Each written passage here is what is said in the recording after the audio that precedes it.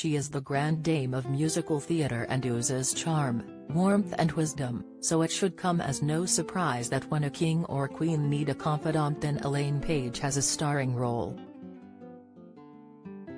From an intimate chat with Queen Elizabeth II about love and loss, teaming up as trolley dollies with Queen Camilla, to sharing off-color jokes with King Charles III, the singing legend has had a unique insight into the monarchy. After a relationship with the royal family that has spanned her 60-year career, she is now taking the lead in one of the king's coronation projects. Together with Queen Camilla, Elaine, Dame Judi Dench and Baker Nadia Hussain are encouraging members of the public to nominate unsung heroes for the Royal Voluntary Service Coronation Champions Awards 2023, which will celebrate volunteers across the country. Elaine, 75, shared memories of her many fascinating royal encounters. The Cat's star also told how she laid flowers for the Queen at Buckingham Palace soon after she died and praised Charles for his work since becoming king, while revealing his very naughty sense of humor. Elaine has starred in a raft of hit musicals, including Evita, Cats, and Chess, and landed chart success with songs such as Memory and I Know Him So Well. She has also released more than 20 albums and hosts a weekend radio 2 show. Asked about her relationship with Queen Camilla, the multi-award-winning singer and actress said, "She's the most down-to-earth woman with a great sense of humor. I went with her to Leicester General Hospital a couple of years ago, before the pandemic. She said to me, 'Well, Elaine, we're going to be trolley dollies today,' and so we were. We pushed this trolley together around various wards, and spoke to patients recovering from illness. There are no airs and graces about her. She's very matter of fact. She has a wonderful sense of humor and brings light to everything. She is easy to talk to, very communicative and easy to be around, very easy to get along with. She has worked so hard. That particular day, she told me that she and the now King and William and Kate had all traveled up to Leicester on the train, and they were going off to do various openings and visiting factories. She'd been to a handbag factory, and there were 2 or 3 other things as well as meeting me at the hospital. When she left she still had another one to do, before getting the train back to London. And you think, crikey, all I did that day was go to the hospital and meet her to go around the ward."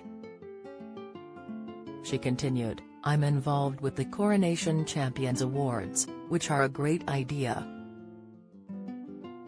There are so many wonderful people out there who volunteer in their community, and they are really truly special.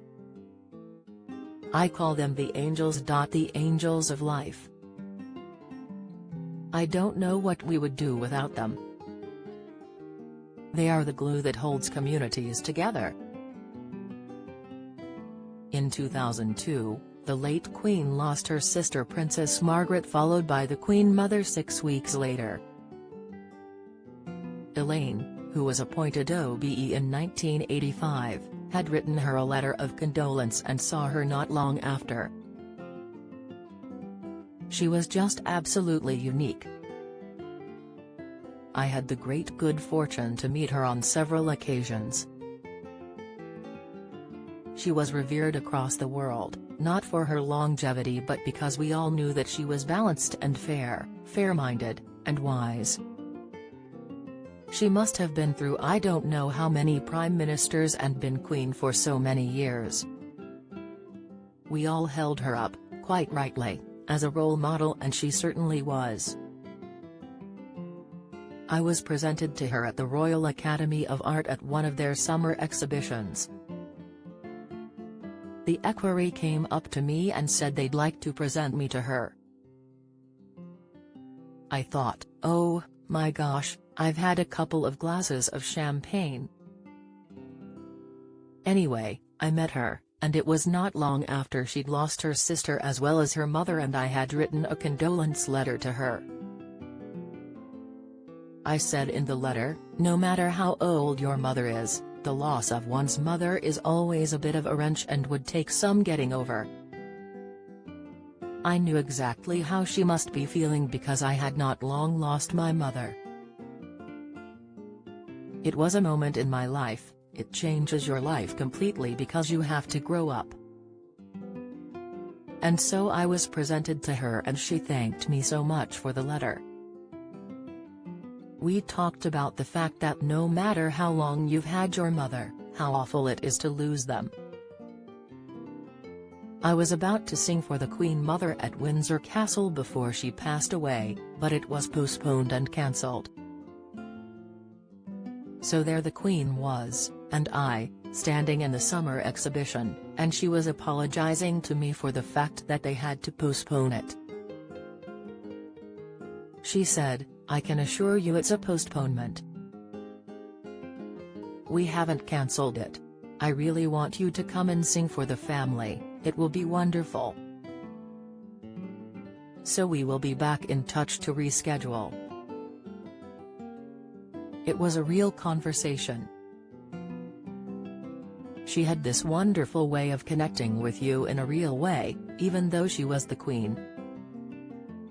Elaine recalled, she was so tiny, she was the same height as me. For most of my life I've had to look up, but she was only about 5 foot. So that was something I remember, looking somebody straight in the eye for once. She said the Queen's death did rather affect me and she laid flowers in tribute close to Buckingham Palace. I walked around the palace. I went to the park. I laid my flowers. There were mountains of flowers and that was so beautiful, all around different streets, beautifully laid out. It was very moving to see how it affected everybody in the country. It brought us all together on a very sad occasion, of course. Elaine said she is impressed by the new king. To mark the coronation, thousands of organizations across the country are calling on volunteers to help out in their communities with the Big Help Out on May 8. Elaine said, it's a more inclusive way of kingship. He is doing a wonderful job in these early stages. He also has a very good sense of humor. That's probably why Charles and Camilla get on so well. He loves comedy and all those old radio shows, and he loves Joan Rivers. For an event at St. James's Palace, Joan Rivers was hosting the evening, and I joined him afterwards at his table. She was as blue could be, and every time she said anything a bit off the mark everybody would turn around and look at him first before they dared to laugh. And he was howling with laughter. Speaking about her latest personal projects, Elaine said, I'm writing my autobiography, so I'm not thinking about performing so much. I'm reflecting on some of those performances and my life as a whole.